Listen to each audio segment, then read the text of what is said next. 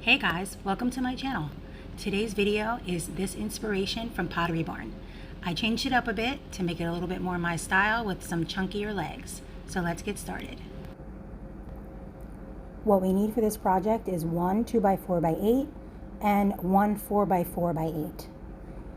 Cutting the legs, they're going to be 18 inches with a 5-degree angle on each side. Also, I used this pre-glued panel. I found that it was going to make my life a little bit easier since it was going to cost me the same amount of money to put all those boards together, and then I'd have to cut it. So I was saving myself a little bit of time.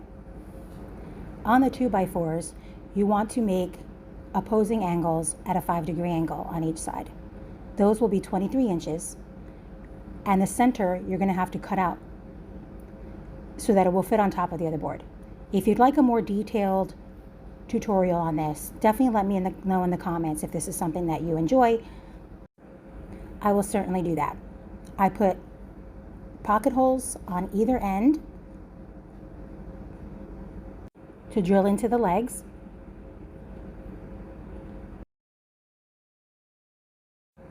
If you've never tried using pocket holes, it is a really good system and a game changer for me especially. You can hide screws and holes and join boards together where you could not join before without seeing a lot of holes and screws.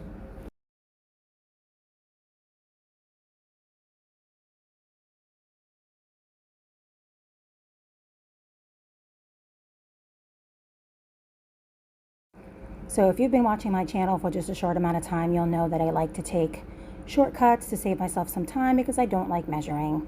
So you'll see that I have that piece of wood in the center of these two legs, and I am using that to bring it to the height that I would like it to be at, so I don't have to measure all of the legs every time I do it.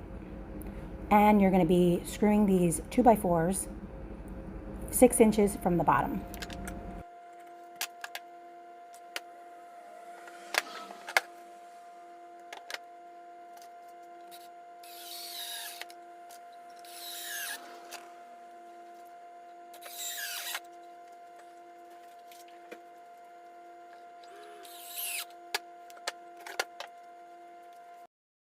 And you'll be repeating that for both legs.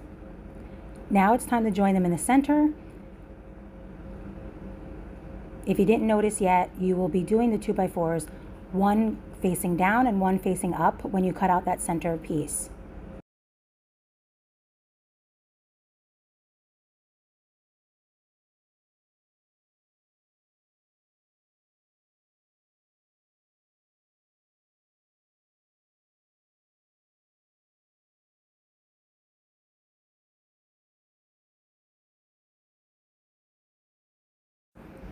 Now I'm just going to do a quick dry fit to make sure everything fits correctly.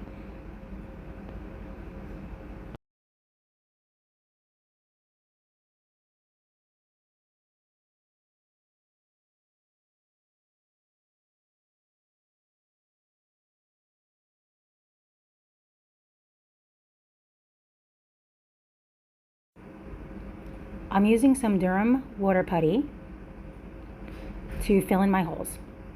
They do make these little wedges that you can put in from the pocket hole system, and you can do that if you like, but I kind of do things like a little bit the easy way.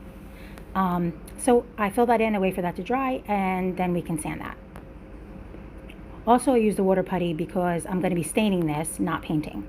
If you decide you want to use spackle, you can, but you will see the white if you decide to stain it. So that's why I use the wood putty.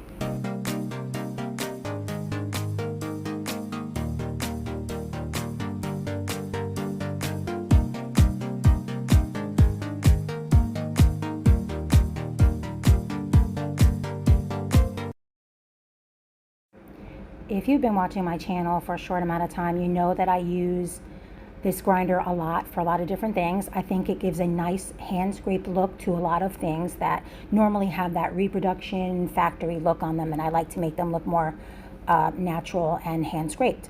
So I am using this bit. It is a very, very strong bit, so if you've never used it, definitely take some caution there. And I'm just basically taking some small chunks, if you will, and scrapes out of the sides. roughening it up a little bit to make it a little more hand scraped, that the piece was not a brand new hand glued factory piece.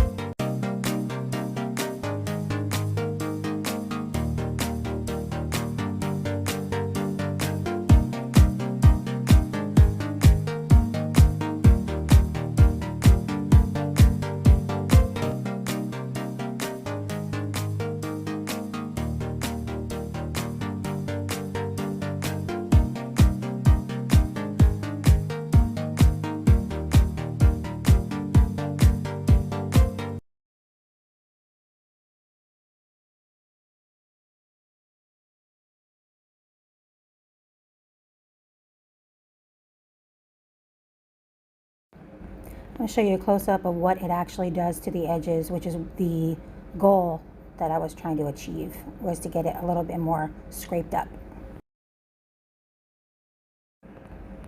Now I'm applying just a little bit of antique wax in a lot of the little holes and little scrapes, so that when I go to put my stain on, those areas will appear a bit darker and a little more natural.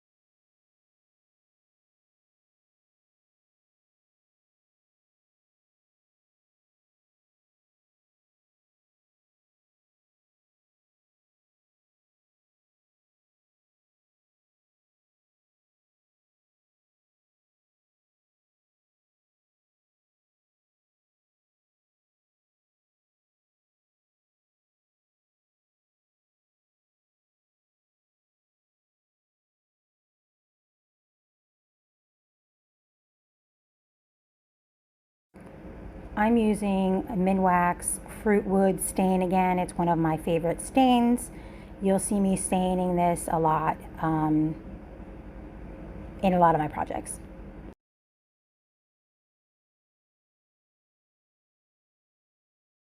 You want to go in the direction of the grain so we don't have any dark spots going in the opposite direction.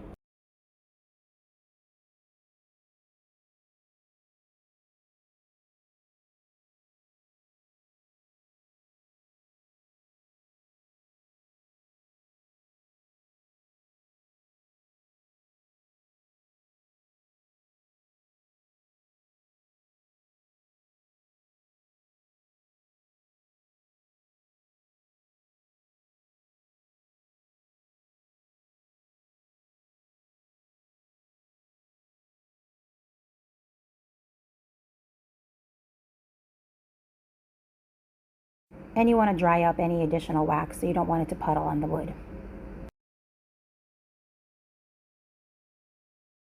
And I'm going to flip it over, and we're going to do the same thing to the other side.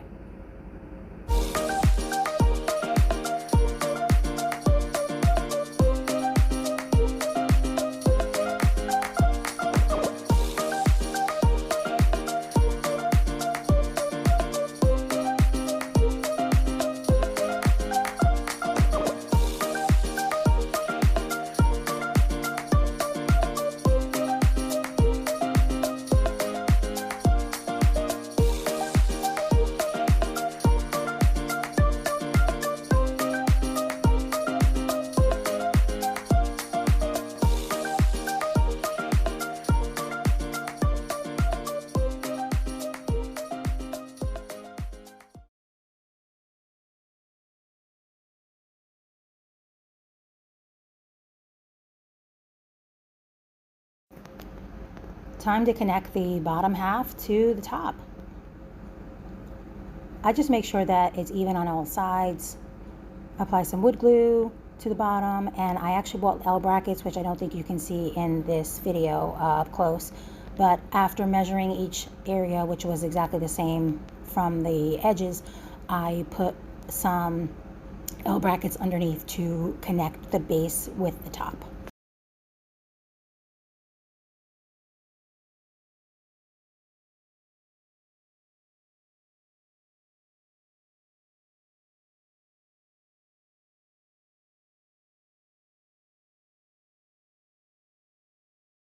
I gave it a quick mark so that when I went to flip the table over to put the glue on there, you would be able to see exactly where I had already fitted it.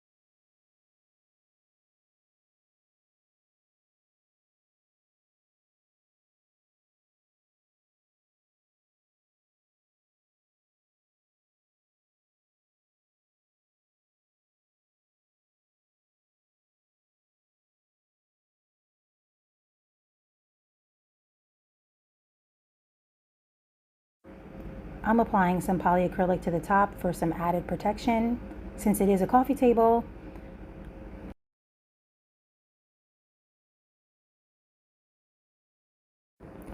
And this is how it turned out. I hope you guys like it. I have been looking for a coffee table for a long time, and I thought this was perfect. If you haven't subscribed yet, please subscribe to my channel. I'm growing and I'm so excited. Hit that like button and see you in the next video. Take care.